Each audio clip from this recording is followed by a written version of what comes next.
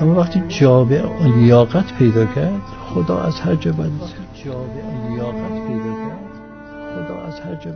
بنده شخصا سالهای آخر حیات امام اگه به ذهنم می اومدی وقتی اگه امام از دنیا بره چی میشه، پشتم میلرزه، ناراحت میشدم. خدا رو منصرف کردم که فکر تو ذهنم نیاد، چون جوابی نداشتم. کی میتونه جای امام بگیره؟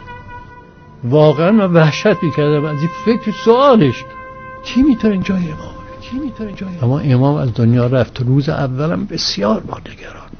من خوابم نمیبرد. روح بلند پیشوای مسلمانان و رهبر آزادگان جهان حضرت امام خمینی به ملکوت اعلی پیوست. تا همون روزهای اول مقام معظم رهبرش نمیدونم چطور شد یه آب خنکی به قلب ما ریخته شد، آرام شد.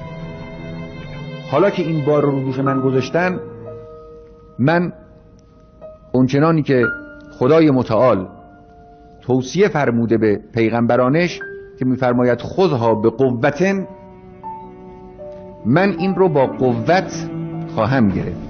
خب ما ایشون رو میشناختیم قبل از انقلاب، یک ارتباطاتی همکاری هایی هم در بعضی مسائل سیاسی و اینا داشت، ولی فکر می‌کردیم ایشون بتونه جای ما. اما حالا داریم می‌بینیم بنده اعتراف می‌کنم که در بعضی از موارد ایشون کمتر از امام نیست، شاید امتیازات بر امام داشت.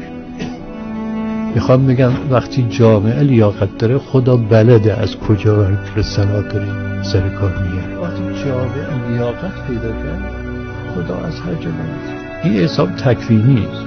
مگه این بنا نبود که هر وقت جامعه احتیاج به حراکمی داشت خدا برسونه؟ مگه این بنا نبود که هر وقت جامعه احتیاج به حراکمی داشت خدا برسونه؟ کل جامعه ما چنین بشه، خدا چه بخل میکنه این نظام؟ وقتی جامعه لیاقت داره، خدا بلده از کجا به سر کار. مقدماتی که دست من و شماست.